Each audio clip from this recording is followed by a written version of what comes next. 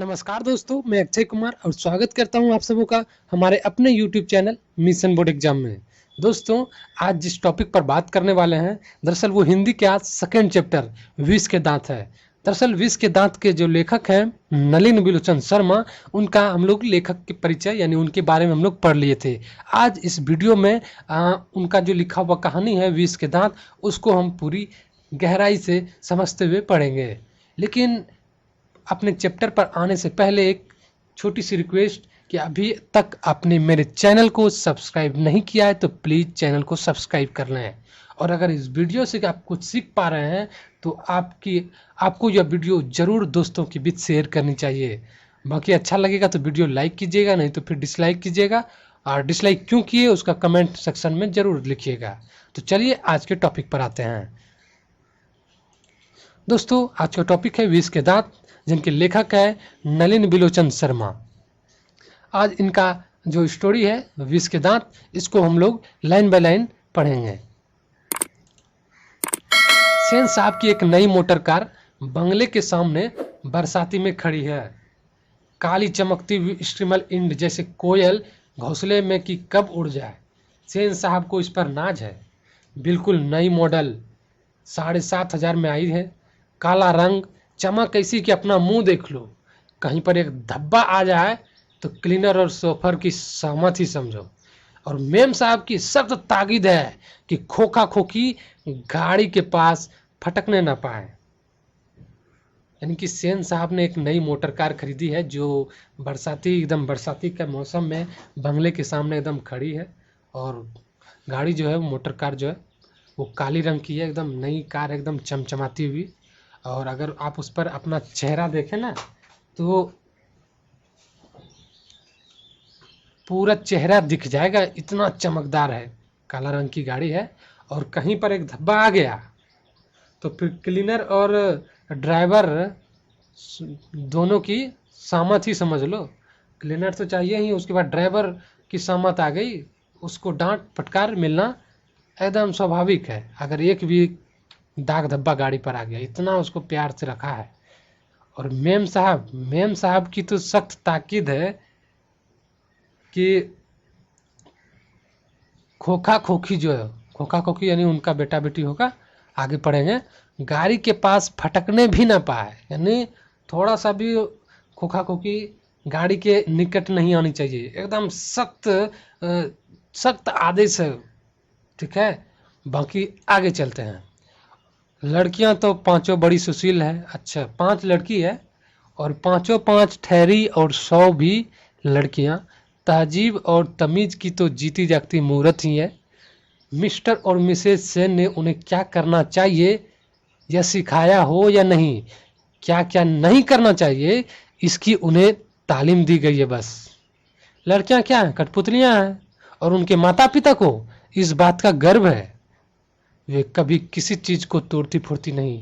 वे दौड़ती है और खेलती भी है, लेकिन सिर्फ शाम के वक्त। और चूंकि उन्हें सिखाया गया है कि ये बातें उनकी सेहत के लिए जरूरी है, वे ऐसी मुस्कुराहट अपने होठों पर ला सकती है कि सोसाइटी की तारिकाएं भी उनसे कुछ सीखना चाहे तो सीख ले, पर उन्हें खिलखिलाकर किलकारी मारते हुए किसी ने सुना नहीं। सेन परिवार के मुलाकाती रस्क के साथ अपने शरारती बच्चों से खींच कर कहते हैं, एक तुम लोग हो और मिसेस सेन की लड़कियां हैं। अबे फूल का गमला तोड़ने के लिए बना है, तुम लोगों के मारे घर में कुछ भी तो नहीं रह सकता। यानी लड़कियां, सेन साहब की 5 लड़कियां हैं जो बिल्कुल एकदम तहजीब और तमीज की मूर्ति, जीती जागती एकदम मूर्त है। यानी कि कुछ नहीं बोलती है, बिल्कुल एकदम शांत स्वभाव की लड़कियां हैं ना। और मिस्टर और मिसेज सेन उन्हें क्या करना चाहिए और क्या नहीं करना चाहिए उन्हें यह तालीम दिया जाता है। तालीम मतलब, तालीम शुद्ध हिंदी शब्द तालीम मतलब शिक्षा।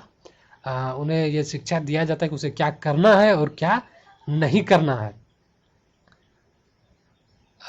इसकी उन्हें तालीम दी जाती है। बस लड़कियां क्या है, लड़कियां कठपुतलियां हैं। यानी कि जो कहा जाए लड़कियां को बस वही किया जाए, इसके अलावा ओवर दिमाग नहीं।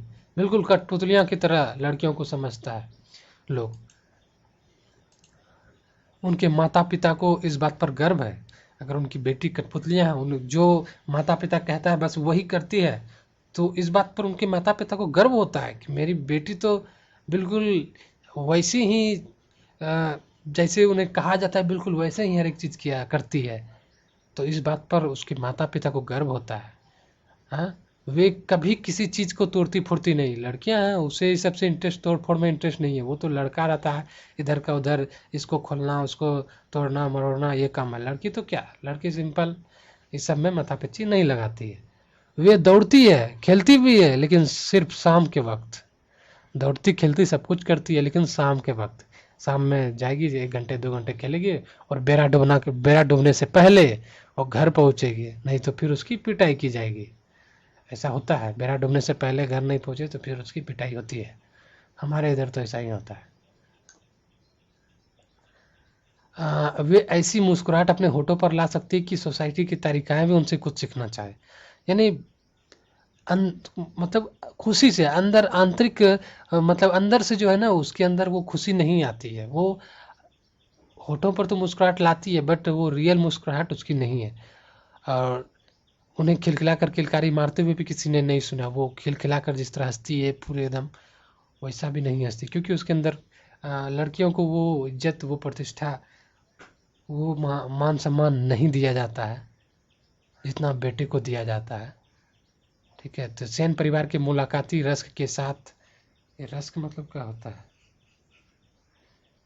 होगा कुछ, रस्क कहाँ गया,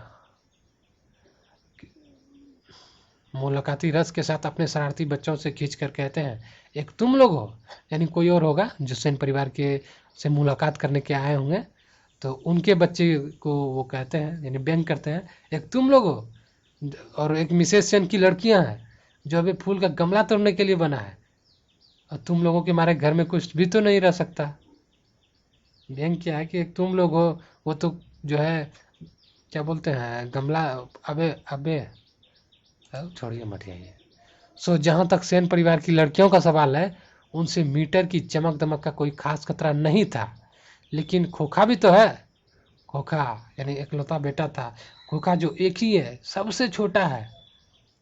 खोखा नाउम्मीद बुढ़ापे की आंखों का तारा है। यह नहीं कि मिसेस सेन अपना और बुढ़ापे का कोई ताल्लुक किसी हालत में मानने को तैयार हो। सेन साहब तो सचमुच बूढ़े नहीं लगते, लेकिन मानने वाले की बात छोड़िए, हकीकत तो यह है कि खोखा का आविर्भाव तब जाकर हुआ जब उसकी कोई उम्मीद दोनों को बाकी नहीं रह गई थी। खोखा जीवन के नियम का अपवाद था, और यह अस्वाभाविक नहीं था कि वह घर के नियमों का भी अपवाद हो। इस तरह मोटर को कोई खतरा हो सकता था तो वो खोखा से ही। यानी कह रहा है इसमें कि सेन साहब की लड़कियों का सवाल है तो उसे तो उनसे कोई खतरा नहीं, क्योंकि लड़कियों को इस सब में इंटरेस्ट नहीं है। ठीक है, जो मोटर की चमक दमक का कोई खास खतरा तो लड़कियों से था नहीं, लेकिन एक था और उनका पुत्र, सेन साहब का पुत्र खोखा इकलौता पुत्र, और सबसे छोटा था, 5 बहनों में से सबसे छोटा था वो। और खोखा जो है ना उम्मीद बुढ़ापे की आंखों का तारा था, यानी कि उस पर उम्मीद भी नहीं किया गया था, और तब जाके उसका जन्म हुआ है। आंखों का तारा यानी बहुत प्यारा था अपने माता पिता के लिए, इकलौता था और काफ़ी मतलब कि बुढ़ापे की उम्र में उसका जन्म हुआ था खोखा का। यह नहीं कि मिसेस सेन अपना और बुढ़ापे का कोई ताल्लुक किसी हालत में मानने को तैयार हो। सेन साहब तो सचमुच बूढ़े नहीं लगते, यानी सेन साहब तो सचमुच अपने आप को समझते मैं तो बूढ़ा हूँ नहीं, लेकिन मानने वाली बात तो छोड़िए, वो बूढ़ा है तो है बट वो मान नहीं रहा, तो नो प्रॉब्लम। हकीकत तो यह है कि खोखा का जो आविर्भाव तब जाकर हुआ जब उसकी कोई उम्मीद दोनों को बाकी न रह गई थी। यानी वही बोले कि खोखा का जब जन्म तभी हुआ जब दोनों को किसी को उम्मीद ही नहीं था कि खोखा का जन्म होगा, यानी बुढ़ापे की उम्र में उसका जन्म हुआ। तो जिस वजह से थोड़ा सा प्यार दुलार ज़्यादा मिला, और उसी प्यार दुलार का नतीजा है कि इस चैप्टर में, इस कहानी में खोखा मार खाता है। मरने वाला शायद क्या नाम है उसका पता नहीं, आगे पढ़ेंगे। बस दो दांत तोड़ डालता है। खोखा जीवन के नियम का अपवाद था, यानी जीवन के नियम का भी अपवाद था। यह अस्वाभाविक नहीं था कि वह घर के नियमों का भी अपवाद था। इस तरह मोटर को कोई खतरा हो सकता था तो वो खोखा से ही। जीवन का अपवाद यानी कि बुढ़ापे की उम्र में उसका जन्म होना समाज के नियमों का भी अपवाद था, घर के नियमों का भी अपवाद था। और अगर उसके जो है क्या है मोटर, इस तरह मोटर को अगर कोई खतरा था तो वो सिर्फ खोखा से ही था। बात ऐसी थी कि सीमा, रजनी, आलो, शेफाली और आरती, ये 5 बेटी का नाम है। सेन साहब की 5 बेटियां जो थी उनका नाम है सीमा, रजनी, आलो, शेफाली, आरती। नाम तो मिक्स है। पांचों हुई तो उनके लिए घर में अलग अलग नियम थे, दूसरी तरह की शिक्षा थी और खोखा के लिए अलग। यानी 5 बेटियां थी लेकिन उनके लिए हर एक व्यवस्था अलग किया गया था।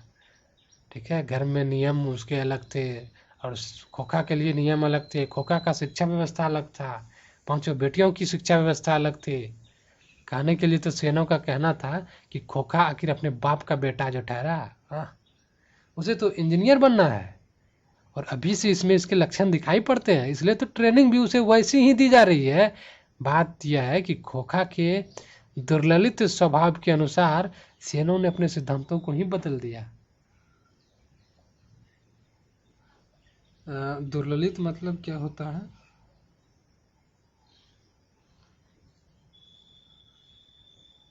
इसका शब्दार्थ देखना पड़ेगा, ठीक है ना, छोड़िए, तो ना ज़्यादा डीपली में नहीं जाते हैं। यानी खोखा के लिए अलग शिक्षा व्यवस्था थी और पांचों बेटियों के लिए अलग शिक्षा व्यवस्था थी। कहने को तो सेन साहब का तो कहना था कि मैं तो खोखा को इंजीनियर बनाना चाहूँगा, वो तो आखिर मेरा बेटा जो है इसलिए मैं तो उसे इंजीनियर बनाऊंगा। और इंजीनियर बनाऊंगा क्यों नहीं, क्योंकि उसमें लक्षण दिख रहा है, इंजीनियर वाला लक्षण दिख रहा है और उसको ट्रेनिंग भी बिल्कुल वैसा ही मिल रहा है, इंजीनियरिंग वाला ही ट्रेनिंग मिल रहा है। जिस वजह से क्या है ना, दुर्ललित स्वभाव के साथ यानी बेटे के प्रति मोह माया के कारण उन्होंने अपना सिद्धांत ही बदल दिया।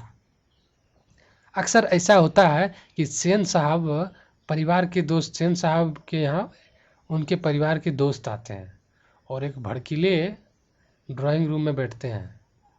एक ड्राइंग रूम होगा जहाँ पे भड़कीले होता है, भड़कीले ड्राइंग रूम में बैठते हैं और बातचीत के लिए विषय का अभाव होने पर चर्चा निकल पड़ती कि किसका लड़का क्या करेगा। नहीं होता, जैसे मान लीजिए कि 2-4 जगह जैसे आप ही के पिता, जैसे हमारे पिताजी कहीं बैठे, अब मिल गए दोस्त मित्र, अब पूछने लगा और क्या हाल चाल है और बेटा सब क्या कर रहा है और क्या काम हो रहा है, बेटा कुछ क्या कर रहा है, बेटा क्या पढ़ रहा है, तो ऐसा निकल जाता है ना। ठीक उसी प्रकार जब दोनों आपस में बैठे थे तो कोई चर्चा नहीं था तो इसी बात पर निकल गया, और लड़का क्या करेगा, आगे क्या है, लड़का का क्या भविष्य है, इस सब पर चर्चा करने लगा। तभी सेन साहब ने बड़ी मौलिकता और दूरंदेशी के साथ फरमाते हैं कि वह तो अपने लड़के को अपने ढंग से ट्रेंड करेंगे, क्या कर रहे हैं, और आजकल की पढ़ाई लिखाई तो फिजूल है, वह तो उसे अपनी तरफ बिजनेसमैन इंजीनियर बनाना चाहते हैं। अब देखिए ना, सेन साहब कहते हैं खोला 5 साल का हो रहा है, यहाँ खोला नहीं होगा, खोखा होगा, मिस प्रिंट हो गया, मिस टाइपिंग हो गया। खोखा 5 साल का हो रहा है, लोग कहते हैं कि किंडरगार्टन स्कूल में भेज दो, लेकिन मैंने भी यही इंतजाम किया है कि कारखाने का कोई बढ़ई मिस्त्री 1-2 घंटे के लिए आकर उसके साथ कुछ ठोक पीट किया करे, इससे बच्चों की उंगलियां अभी से औजारों से वाकिफ हो जाएगी। हिंदुस्तानी लोग यही नहीं समझते, यानी व्यंग कर रहा है, यानी कह रहा है जब दो बात विचार हुआ उनके दोस्तों के बीच और सेन साहब के बीच कि और बताओ लड़का का क्या चल रहा है, क्या करने का इरादा है। और तो सेन साहब ने भली भांति एकदम मौलिकता और के साथ उत्तर दिया, अरे मैं तो अपने बेटे को अपने तरह से ट्रीट कर रहा हूँ, अपने ढंग से उसे ट्रेंड करूँगा और करूँगा क्यों नहीं, आखिर वो बेटा जो है मेरा। और आजकल उनकी पढ़ाई लिखाई, आजकल की पढ़ाई लिखाई क्या, वो तो फिजूल है, कोई काम का नहीं है। मैं उसे तो अपने तरफ बिजनेसमैन बनाऊंगा, उसे इंजीनियर बनाना चाहता हूँ, आप देखना। वैसे तो कई लोग कह रहे हैं कि इसे किंडरगार्टन स्कूल में भेज दो, लेकिन मैंने मैंने भी यही इंतजाम किया और इसके अलावा भी एक कारखाने का बढ़ई मिस्त्री जिसको मैं 1-2 घंटे के लिए बोला हूँ कि वो कुछ आकर थोड़ा यहाँ उसके साथ मिलजुल कर ठोक पीट किया करे, ताकि अभी से जो है ना खोखा का उंगलियाँ उस औजारों से वाकिफ हो जाए। बट क्या है ना, हिंदुस्तानी लोग क्या समझेंगे ये सब, हम ऐसा सोच रहे हैं बट हिंदुस्तानी लोग थोड़ी सब समझेंगे। व्यंग कर रहा है, ठीक है, आगे आते हैं। आगे के लिए बस छोड़ देते हैं क्योंकि वीडियो काफ़ी लंबी हो जाएगी, जिस वजह से बाकी आगे का पार्ट जो है, जो बाकी बचा है वो अगले वीडियो में बात करेंगे। बाकी वीडियो अच्छा लगा तो यार लाइक करो यार, दोस्तों के बीच शेयर करो, इतना सपोर्ट करो तभी तो मुझे भी मज़ा आ गया यार। ताली एक हाथ से नहीं बजता है, दोनों हाथ से बजता है। तो थोड़ा सा सपोर्ट करो, ठीक है। बाकी तो मैं जितना हो सके सारा कवर करूँगा एक एक करके। मैंने लेखक परिचय भी पढ़ा दिया लाइन बाय लाइन, उसके बाद मैं उससे ऑब्जेक्टिव निकालूंगा। ये पाठ परिचय जो है इसका मैं पूरा वीडियो डालने के बाद फिर इससे ऑब्जेक्टिव निकालूंगा। जितना ऑब्जेक्टिव निकलेगा उसका एक सीरीज बनाऊंगा, उसका एक ऑब्जेक्टिव सेशन चलाऊंगा, ठीक है। तो मैं एक एक चीज़ को कवर करूंगा। अगर आपने हर एक वीडियो देख लिया ना तो कोई रोक नहीं सकता है 80% मार्क्स लाने में, ठीक है। तो आपको कुछ नहीं करना है, बस आपको इस वीडियो से अगर थोड़ा सा भी फायदा हो रहा है तो वीडियो को लाइक कीजिए और दोस्तों के बीच शेयर कीजिए, हर एक लोगों के बीच शेयर कीजिए, ठीक है। ताकि वो घर बैठे आराम से पढ़ाई कर सके। बाकी ज़्यादा बातें ना करते हुए वीडियो तो समाप्त हो चुका है। बाकी best of luck, thank you very much.